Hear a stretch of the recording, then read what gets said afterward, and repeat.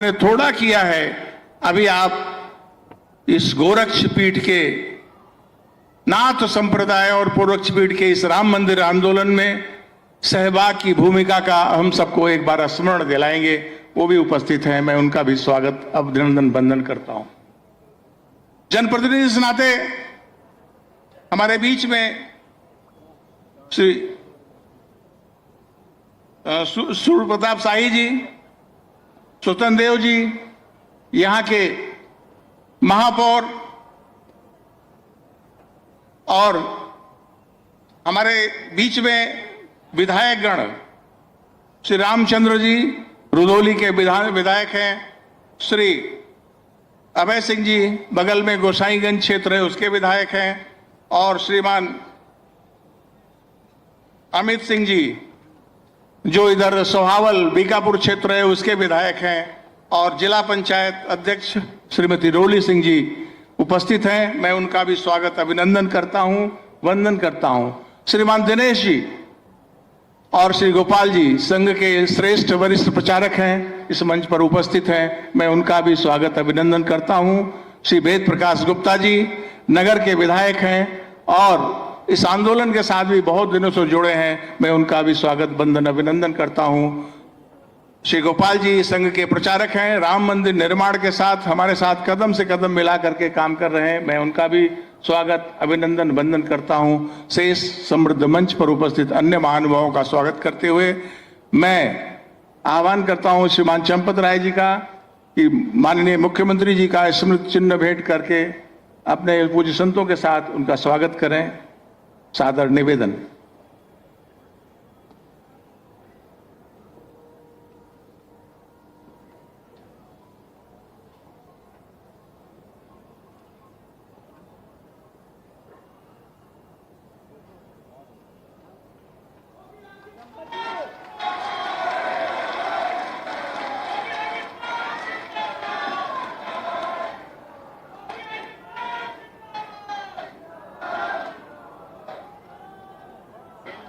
हाँ, अच्छा, क्या नाम उसका, मैं संपत जी। हाँ, एक मिनट। एक हमारी सूची में हनुमानगढ़ के श्री महंत धर्मदास जी महाराज का नाम नहीं था, मैं भूल गया, क्षमा चाहता हूं। वो भी मंच पर उपस्थित हैं, उनका भी स्वागत अभिनंदन है। श्रीमान चंपत राय जी।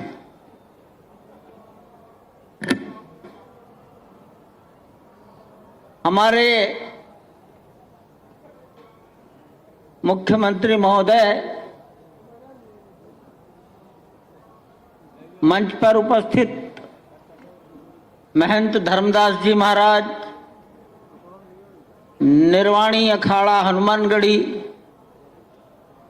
महंत दिनेंद्र दास जी महाराज, अयोध्या बैठक निर्मोही अखाड़ा के महंत, अन्य सभी उपस्थित सज्जन वृंद, जो मुझे बोलना था उसके पहले मैं एक छोटा सा विषय और रखता हूं। हमारे मंच पर एक बालक आया है। इस बालक की आयु 6 वर्ष है और ये पंजाब के पाकिस्तान बॉर्डर पर फाजिल्का जिला, फाजिल्का का अबोहर कस्बा, उस कस्बे से 14 नवंबर को इसने दौड़ लगाना प्रारंभ किया। लगभग 1200 किलोमीटर अयोध्या है। एक दिन में कभी 19 कभी 20 किलोमीटर दौड़ता हुआ ये बालक कल शाम को सरयू तट पर पहुंचा। इस बालक का नाम मोहब्बत है। इसके पिता बार्बर नाई हैं, बाल काटने का काम करते हैं। बालक और भी छोटी आयु से दौड़ने का शौकीन है। हमारे मन में, व्यक्तिगत मेरे मन में इच्छा हुई माननीय मुख्यमंत्री योगी आदित्यनाथ जी महाराज का आशीर्वाद उसको प्राप्त हो जाए, वो बालक सामने आए।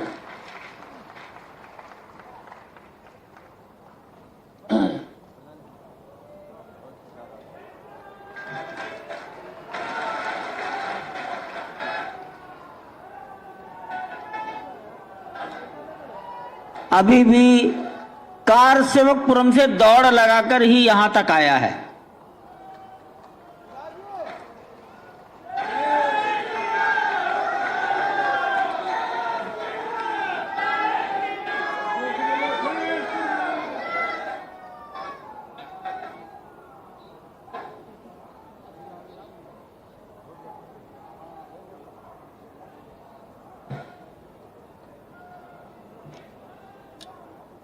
आसन ग्रहण करें।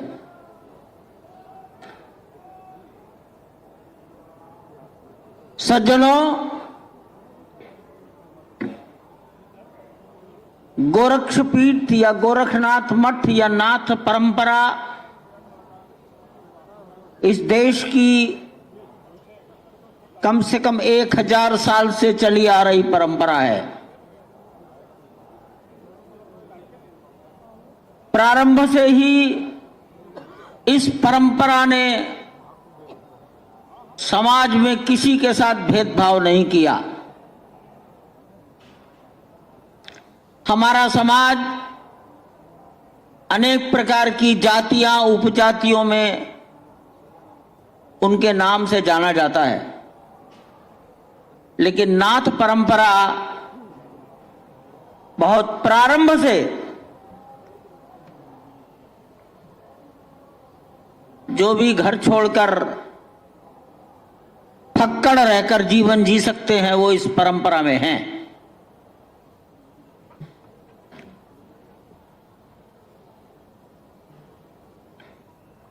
इनका काम क्या था? अखाड़ों का काम क्या था? तो ये था अपने जीवन मूल्यों की रक्षा, मठ मंदिरों की रक्षा, तीर्थों की रक्षा। समय समय पर यह कार्य संपन्न हुआ।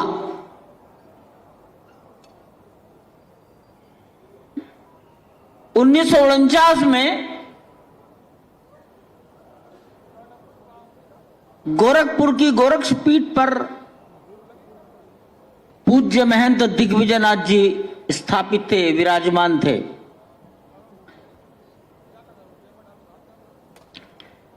उन्होंने उस कठिन काल में दृढ़ रहकर समाज की रक्षा की। उसी काल में 22 दिसंबर 1949 की अर्धरात्रि को अयोध्या के कुछ हनुमानगढ़ी के बाबा अभिराम दास जी महाराज,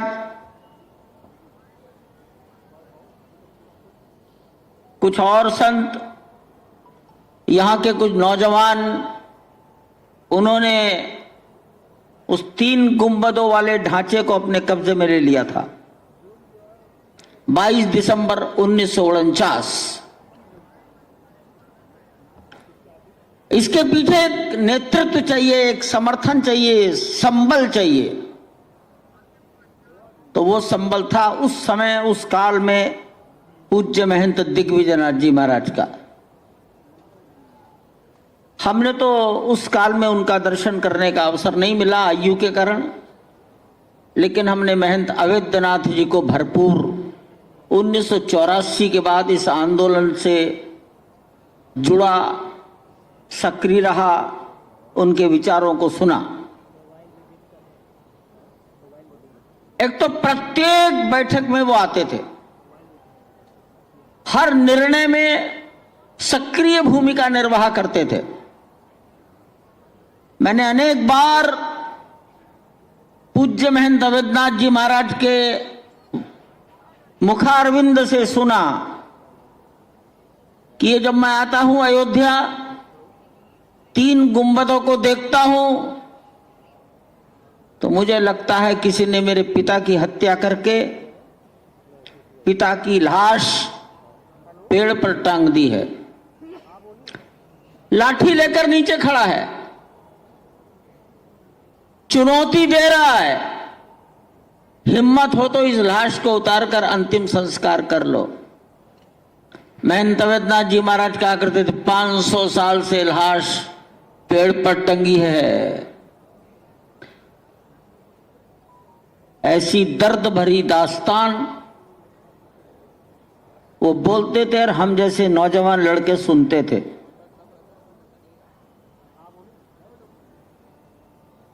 अंतिम समय तक वो मंदिर के बारे में जानकारी लेते थे। अशोक सिंघल को बुलाओ, क्या हाल है।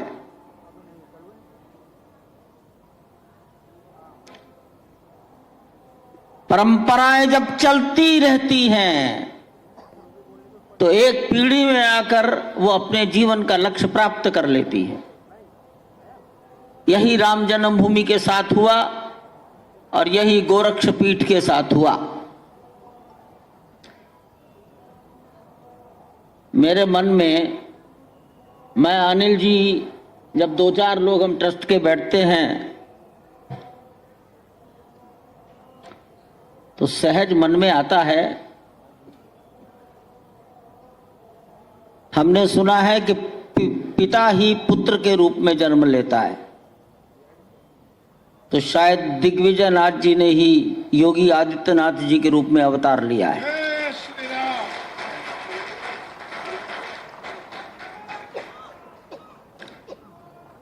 जैसा वो बोलते थे, जो समाज के अंदर प्रेरणा और हिम्मत जगाते थे,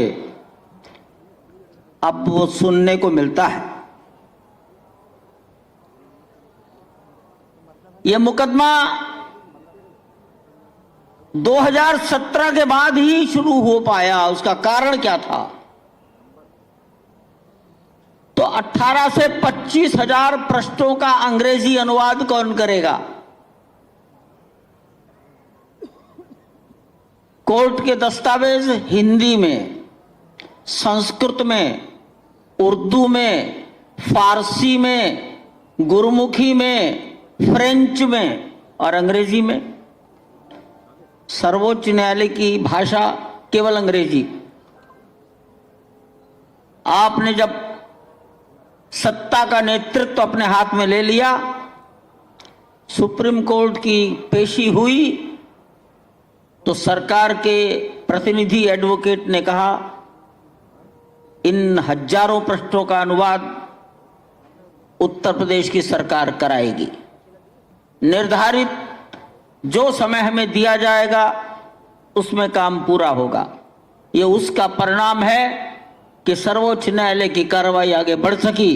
अन्यथा परमात्मा जाने, परमात्मा जाने।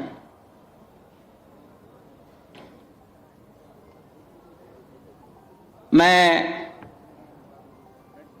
ये तो पता लगी गया कि हम चाहते हैं कि भारतीय कालगणना के अनुसार भारत में त्योहार होते हैं, तो प्राण प्रतिष्ठा का दिवस भी भारतीय कालगणना के अनुसार हो। भारतीय कालगणना में पौष शुक्ल द्वादशी, उस दिन भगवान विष्णु ने कूर्म अवतार लिया था। कूर्म के रूप में, कूर्म जयंती है वो। और एक दिन पहले वो बैकुंठ एकादशी कही जाती है। ऐसे पवित्र दिन हम ये कार्यक्रम किया करेंगे। पहली बार सोचा है 3 दिवसीय कार्यक्रम, आपसे निवेदन किया, आपने स्वीकार किया। आपको ही मुख्य रूप से यहां पर अपनी भावनाओं का प्रकटीकरण करना है। समाज का हिम्मत, उत्साह बना रहे, निरंतर बना रहे, यह हम सबकी इच्छा है। मैं इन शब्दों के साथ अपनी बात को यहीं विराम देता हूं। आप सबको मेरा बारंबार प्रणाम।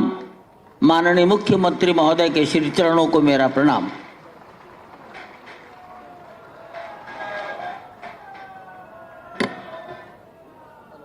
वो अवसर आ गया जिसके लिए आप सुबह से प्रतीक्षारत थे। आपके और माननीय मुख्यमंत्री जी के बीच बाधा न बनते हुए मैं सीधा माननीय मुख्यमंत्री से विनम्र अनुरोध करता हूं कि मंच पर आएं और अपनी वाणी से हमें कृतार्थ करें।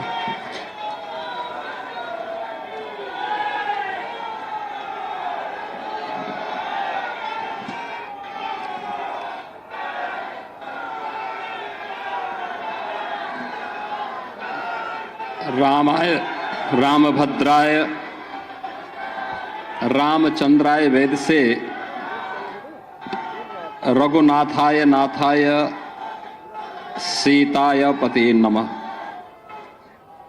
मेरे साथ बोलेंगे, बोलिए सीताराम भगवान की, सीताराम भगवान की, भक्त वत्सल भगवान की, हनुमान जी महाराज की, श्री हनुमान जी महाराज की, सरयू मैया की, सरयू मैया की। नमः पार्वती पतिये हर हर।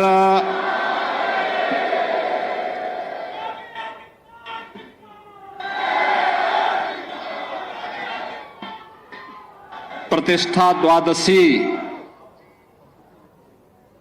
के आज के इस पावन आयोजन में मंच पर उपस्थित पूज्य संत जन महान श्री दिनेंद्र दास जी महाराज, महान श्री धर्मदास जी महाराज, महंत ज्ञानी गुरजीत सिंह जी,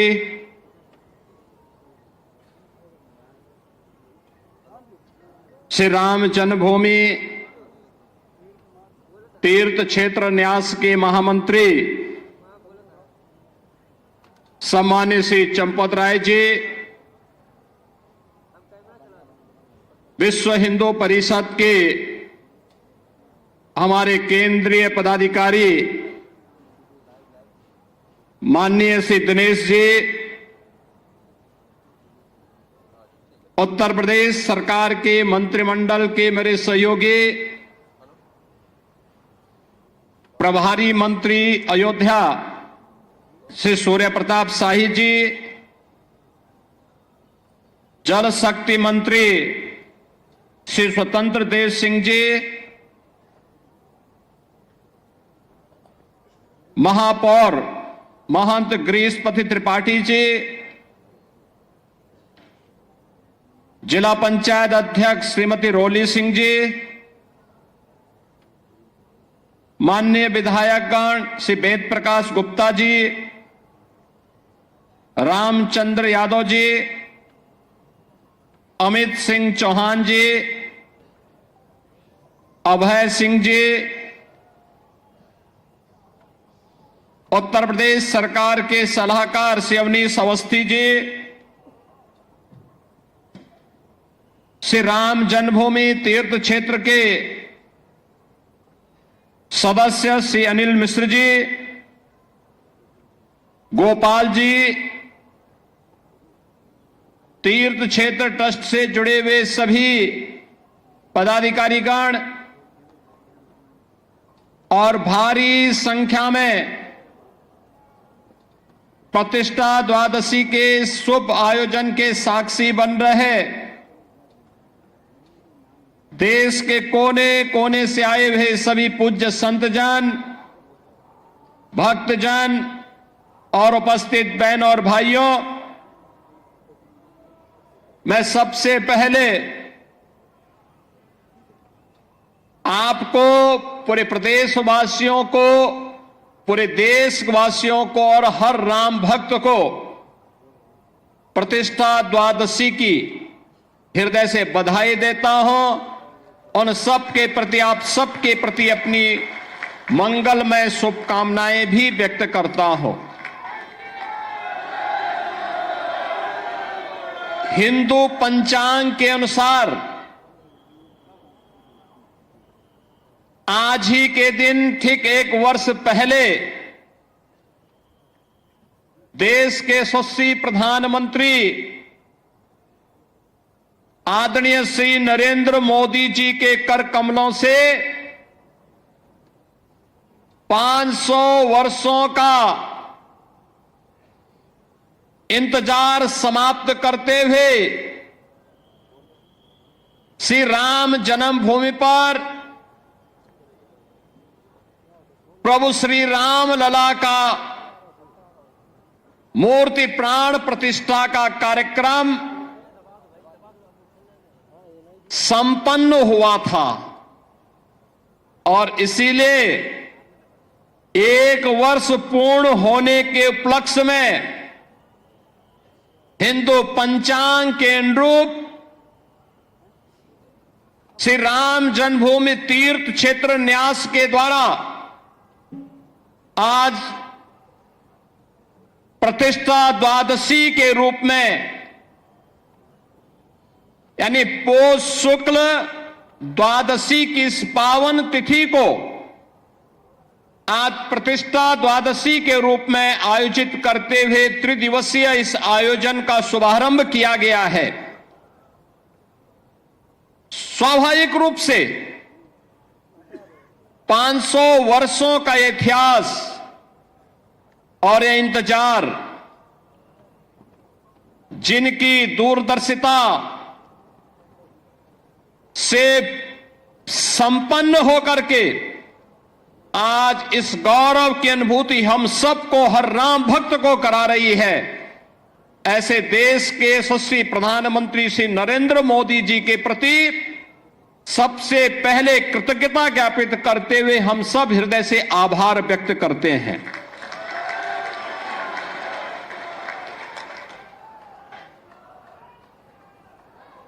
बहनों और भाइयों, इस अवसर पर श्री राम जन्मभूमि के लिए चले एक लंबे आंदोलन को, जो संविधान के दायरे में रह करके लोकतांत्रिक तरीके से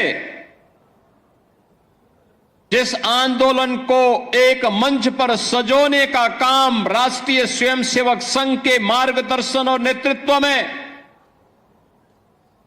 सरदेव अशोक सिंघल जी ने आगे बढ़ाने का कार्य किया था, आज उनकी स्मृतियों को भी नमन करते हुए उन्हें मैं विनम्र श्रद्धांजलि अर्पित करता हूं।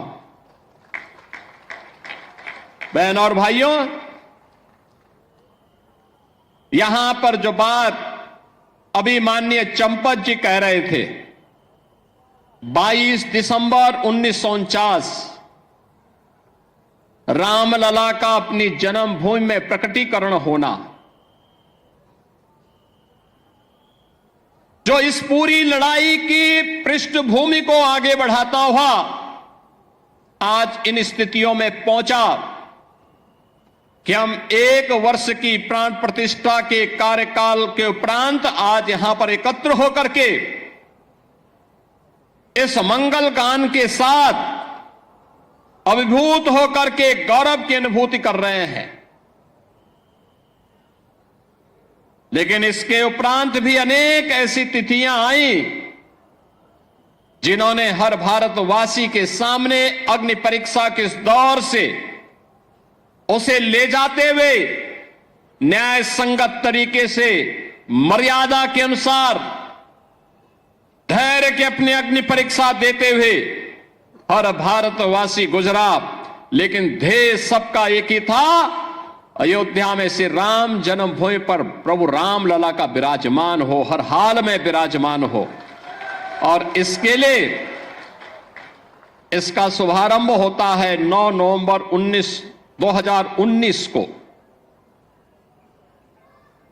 जब भारत की न्यायपालिका ने संवैधानिक तरीके से सर्वसम्मत से यह निर्णय सुनाया कि अयोध्या में जहां पर विवादित ढांचा था वह राम जन्मभूमि है और वहां पर एक ट्रस्ट गठित करते हुए प्रभु श्री रामलला के भव्य मंदिर के निर्माण का मार्ग प्रशस्त होना ही चाहिए।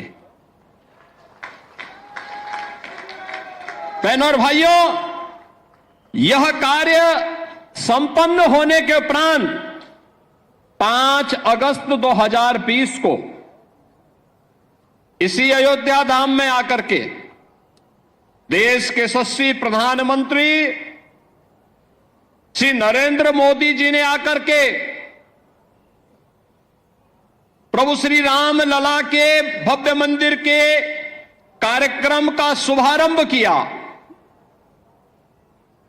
और उसके उपरांत 22 जनवरी 2024 अगर हिंदू पंचांग के अनुसार हम देखें तो पौष शुक्ल द्वादशी के दिन, आज ही के दिन, आदरणीय प्रधानमंत्री जी ने देश भर से आए हुए हर तबके के नेतृत्व वर्ग की उपस्थिति में पूज्य संतों के सानिध्य में 500 वर्षों का इंतजार समाप्त करते हुए रामलला को उनकी जन्मभूमि में प्रतिष्ठित कराने का काम किया था। रामलला का प्राण प्रतिष्ठा का एक कार्यक्रम संपन्न होने के उपरांत लाखों की संख्या में श्रद्धालुजन अयोध्या धाम में पधार रहे हैं। एवरेज अयोध्या का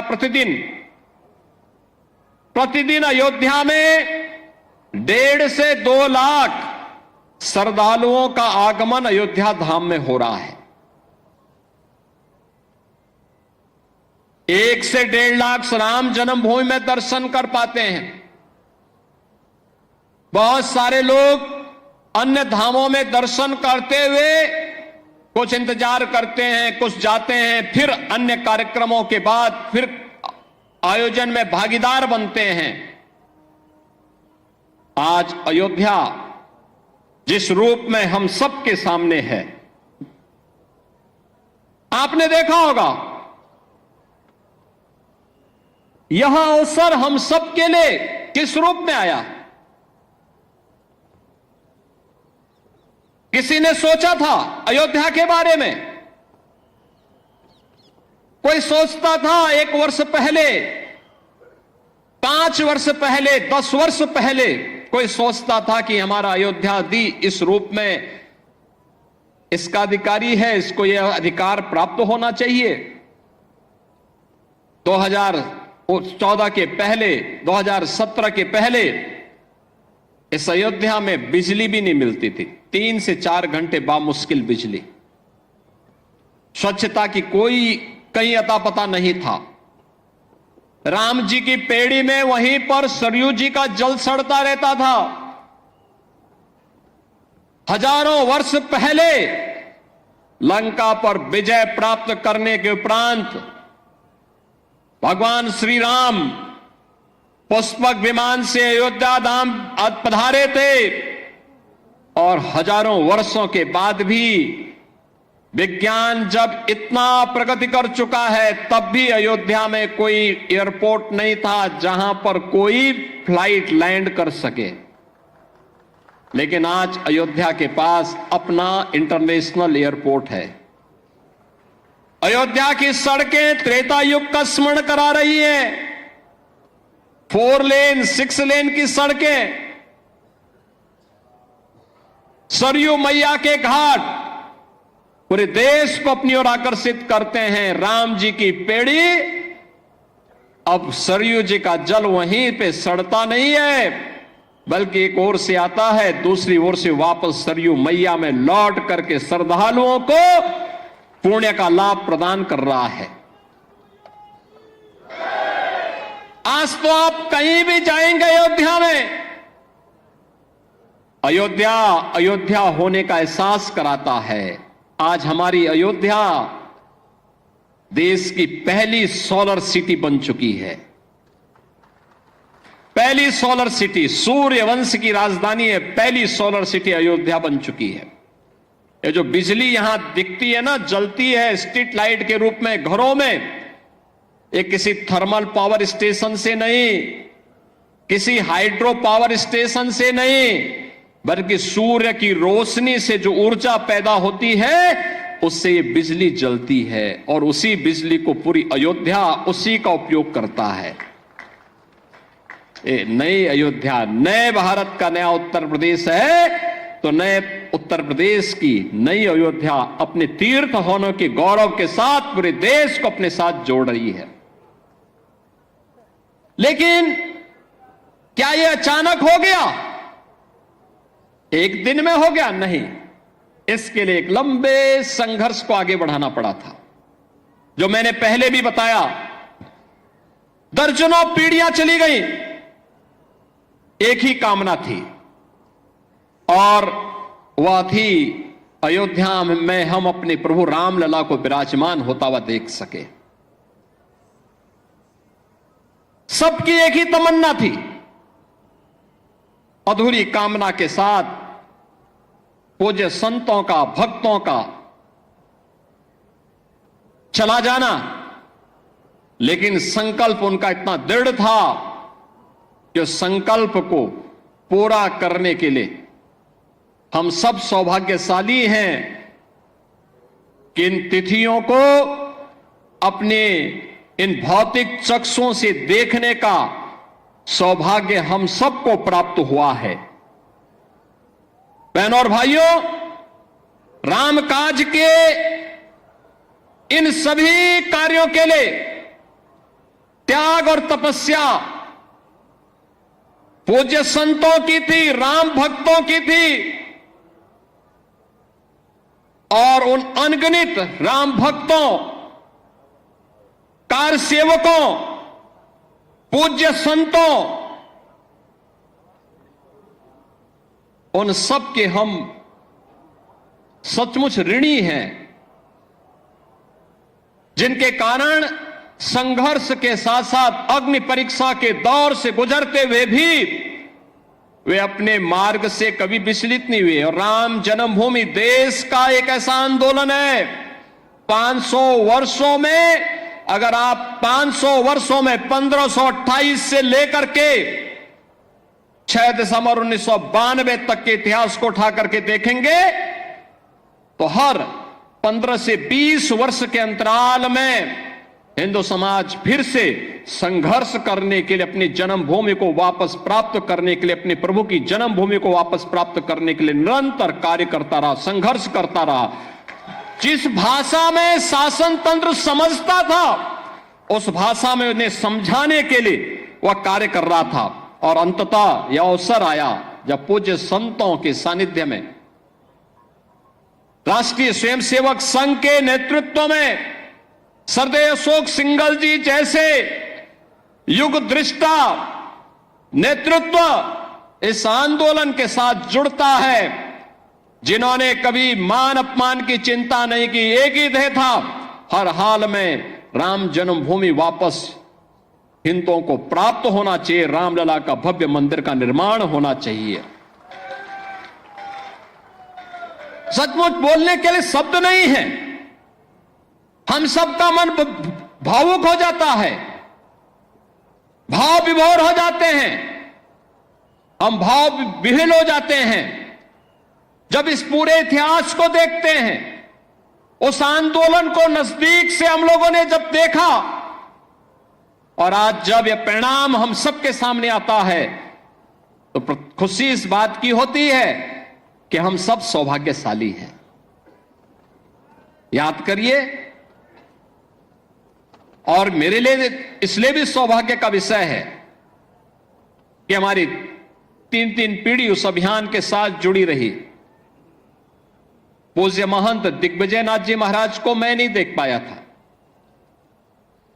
लेकिन अपने पूज्य गुरुदेव से जो मैं सुनता था, और मुझे याद है जब 2014 में मेरे पूज्य गुरुदेव अपने अंतिम,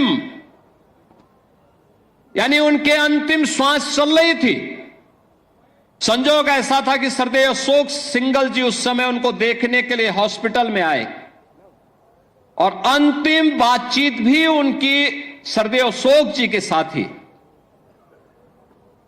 काफी देर तक वह देख रहे थे, अशोक जी की तरफ देख रहे थे, और अंत में एक ही बात उन्होंने कही। मैं देख रहा था उस दौरान वो कई दिनों से किसी से बोल नहीं रहे थे।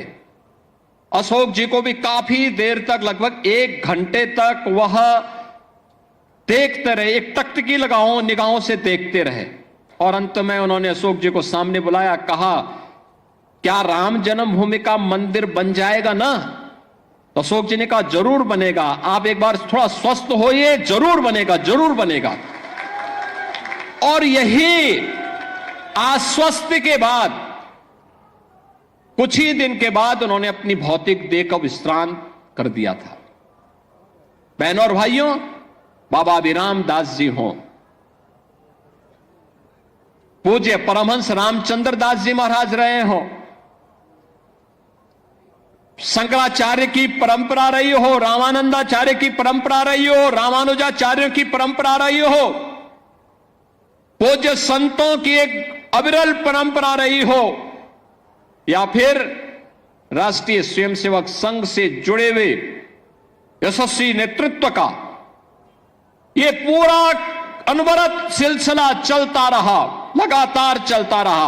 और आज हम सब यहां पर इस बात का एहसास कर रहे हैं कि राम जन्मभूमि के लिए जो ये आंदोलन चला था, आज वो एक सार्थक लक्ष्य की ओर आगे बढ़ते हुए किस रूप में जा रहा। जो भी अयोध्या आता है, कोई भी आता है, दुनिया के अंदर कोई भी आता है, वह व्यक्ति अभिभूत होकर के जाता है। जिसने 5 वर्ष पहले, 10 वर्ष पहले अयोध्या देखी होगी, आज जब अयोध्या आता तो उसको पहचानने में कठिनाई होती, कहता वाह, अयोध्या तो अब त्रेता युग का एहसास करा रही है। और हम कह सकते हैं अभी 1 साल 2 साल और देखें, जब ये पूरा परिसर, राम जन्मभूमि का पूरा परिसर अपने भव्य रूप में आएगा तो दुनिया का सुंदरतम नगर के रूप में, सबसे आध्यात्मिक, सबसे धार्मिक, पुरी के साथ साथ धाम के रूप में, दुनिया की सबसे वैभवशाली नगरी के रूप में हमारा अयोध्या धाम विकसित होने जा रहा है, उस ओर आगे बढ़ रहा है। श्री राम जन्मभूमि तीर्थ क्षेत्र न्यास ने पिछले 4 वर्ष के दौरान न दिन देखा, न रात देखा, न धूप देखी, न बरसात देखी, सबकी परवाह, किसी की भी परवाह किए बगैर केवल एक ध्येय के साथ कि रामलला की प्राण प्रतिष्ठा के कार्यक्रम के साथ जुड़ने के साथ ही मंदिर को भव्य स्वरूप देकर के कोटि कोटि राम भक्तों के अनुरूप यहां पर उस प्रकार की व्यवस्था देना, और उसके लिए न्यास निरंतर निरंतर अहर्निश लग करके उसके लिए कार्य कर रहा है। बहनों और भाइयों, भक्तों की इच्छा के अनुरूप भले ही वहां पर सुविधाओं को आगे बढ़ाने का काम जिस मजबूती के साथ चल रहा है, पूरा परिसर एक बार भव्य रूप में आ जाएगा तो सचमुच सनातन धर्म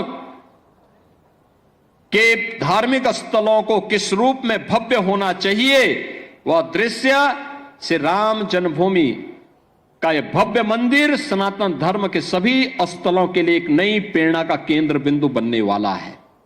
और उसके लिए हम सबको अपने आप को तैयार करना। आज का जब हम यहां पर प्रतिष्ठा द्वादशी के अवसर पर आए हैं तो बहनों और भाइयों, हमारे सामने बहुत सारे लक्ष्य हैं। एक चीज हम सबको इस बारे में ध्यान रखना होगा, और वह इस बात को लेकर के रखना होगा कि किन कारणों से, वे कौन सी परिस्थितियां थी कि समाज बटा हुआ था और हमारे पूज्य आराध्य देव स्थल अपमानित हो रहे थे। अगर हम जाति के नाम पर और तमाम अन्य वादों के आधार पर विभाजित रहेंगे तो इस प्रकार की अपमानजनक स्थितियों का सामना हम सबको निरंतर करना पड़ सकता है। और इसलिए आज की आवश्यकता वही है जो न केवल हमारे वर्तमान को बल्कि भविष्य को भी सुरक्षित रख सकता है। उस एकता के सूत्र में बांधने के लिए, राष्ट्रीय एकात्मता के लिए कार्य करने के संकल्प के साथ जब हम जुड़ेंगे, याद रखना, राष्ट्रीय एकात्मता की कड़ी मजबूत होगी, सनातन धर्म भी मजबूत होगा, देश भी मजबूत होगा, हम सब भी मजबूत होंगे। लेकिन अगर हमारा देश कहीं किन्हीं कारणों से आपस में ही विभाजित होकर के कमजोर होगा, जातीयता की खाइयां चौड़ी होंगी, क्षेत्र और भाषाई आधार पर हम विभाजित होंगे, तो इसका खामियाजा सबसे पहले हमारे पूज्य धर्म स्थलों को ही भुगतना पड़ेगा, बहन और बेटियों को ही भुगतना पड़ेगा। उस प्रकार की स्थिति हम सबके सामने दोबारा न होने पाए, यह एक नया संकेत भी द्वादश प्रतिष्ठा का यह आयोजन हम सबको, प्रतिष्ठा द्वादशी का यह कार्यक्रम हम सबको इस नई प्रेरणा के साथ आगे बढ़ने के लिए प्रेरित कर रहा है। और इस अवसर पर मैं आप सबसे यही आह्वान करूंगा, मैं एक यही आह्वान करूंगा कि प्रतिष्ठा द्वादशी हम सबको राष्ट्रीय एकात्मता को मजबूती प्रदान करने के लिए आह्वान कर रही है। और प्रधानमंत्री मोदी जी ने प्राण प्रतिष्ठा समारोह के दिन आज के ठीक 1 वर्ष पहले देशवासियों से यही आह्वान किया था कि राम तो हमारे लिए राष्ट्र के प्रतीक हैं, राम है तो राष्ट्र है और राष्ट्र है तो राम है। दोनों को अलग करके नहीं देखा जा सकता है, दोनों एक दूसरे के पूरक हैं। उत्तर से दक्षिण तक, पूरब से पश्चिम तक, इन्हीं आराध्य देवों के कारण आज वर्तमान भारत है। और इस नए भारत को आज जिस दिशा में प्रधानमंत्री मोदी जी के नेतृत्व में आज आगे बढ़ाया जा रहा है, इसके लिए हम सबकी जिम्मेदारी बनती है कि हम सब उस अभियान का हिस्सा बने, उस अभियान का हिस्सा बने। याद रखना, सत्य को अधिक दिनों तक कोई धुंधला करके नहीं रख सकता है। सत्य एक दिन सबके सामने उजागर होगा और सत्य का उजागर होना ही अयोध्या में राम जन्मभूमि पर प्रभु रामलला के भव्य मंदिर के निर्माण के रूप में हम सबके सामने सत्य के रूप में देश और दुनिया देख रही है। राम जन्मभूमि में प्रभु राम का यह भव्य मंदिर का निर्माण दुनिया में दबी कुचली सभ्यता और संस्कृति के लिए एक नया संदेश भी है। लोकतांत्रिक तरीके से, संविधान सम्मत तरीके से भी अपने अधिकार लिए जा सकते हैं। यह अधिकार अयोध्या में राम जन्मभूमि के लिए हुए अनगिनत बलिदान और उन सब मूल्यों के साथ अग्नि परीक्षा के दौर से बार बार गुजरने के बावजूद भी अपना धैर्य न खोना इस अभियान का हिस्सा रहा है। हम सब निरंतर इस पथ के अनुगामी बनेंगे इस विश्वास के साथ। परसों से प्रयागराज की धरती पर महाकुंभ का भी आयोजन होने जा रहा है और प्रयागराज में भी जैसी सुविधा अयोध्या धाम में है, ऐसी भव्य सुविधा प्रयागराज में भी सबको प्राप्त होने वाली है।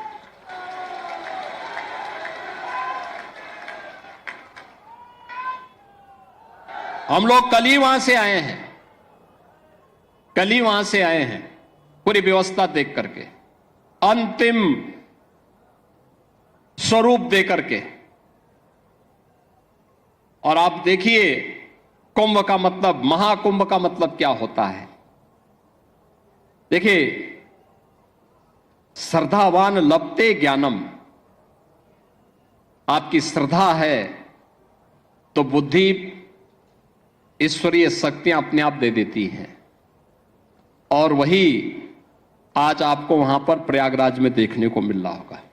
प्रयागराज में जिस रूप में एक बार फिर से महाकुंभ का आयोजन जिस भव्यता के साथ, जिस दिव्यता के साथ, आस्था और आधुनिकता के संगम के रूप में प्रयागराज की धरती में देखने को मिल रहा है, मैं आप सबसे भी कहूंगा, एक बार जाकर के त्रिवेणी में जाकर के, अयोध्यावासी तो मां सरयू का यहां पे स्नान करते होंगे, यहां पे मां सरयू का आशीर्वाद से यह कृपा तो उन पर बनी रहती है। संगम में जाकर के एक बार जरूर देखिएगा व्यवस्था कैसे होनी चाहिए, कैसे सिस्टम अपने आप पूरी व्यवस्था को आगे बढ़ाता है और सनातन धर्म का गौरव कैसे आगे बढ़ेगा। इन सब का एक मूर्त रूप आपको वहां पर भी देखने को मिलेगा। इस अवसर पर मैं आप सबको आज प्रतिष्ठा द्वादशी की आने वाले 14 जनवरी को मकर संक्रांति की और 13 जनवरी से 26 फरवरी तक महाकुंभ का जो आयोजन प्रयागराज की धरती पर आयोजित हो रहा है, इस पूरे आयोजन के प्रति भी मैं आप सबको हृदय से अभी से बधाई देता हूं, अपनी शुभकामनाएं देता हूं और विश्वास व्यक्त करता हूं कि आप भी प्रयागराज जाकर के एक बार त्रिवेणी में जरूर पावन संगम पे डुबकी लगा करके पुण्य के भागीदार बनेंगे। आप सबके प्रति मेरी मंगलमय शुभकामनाएं। श्री राम जन्मभूमि तीर्थ न्यास को आयोजन के लिए हृदय से धन्यवाद देते हुए अपनी वाणी को देता हूं विराम। मेरे साथ बोलेंगे जय जय सीताराम।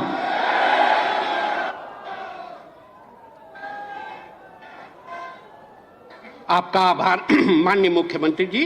अब मैं व्यवस्थापक श्री राम जन्मभूमि मंदिर गोपाल जी का आह्वान करता हूं कि वो मंच पर आएं और अतिथियों के प्रति धन्यवाद ज्ञापित करें। गोपाल जी।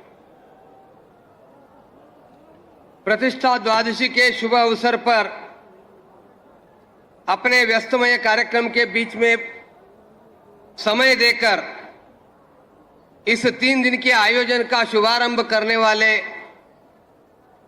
माननीय उत्तर प्रदेश के माननीय मुख्यमंत्री पूज्य योगी आदित्यनाथ जी का हृदयपूर्वक धन्यवाद देता हूं। आप बार बार अयोध्या आते हैं और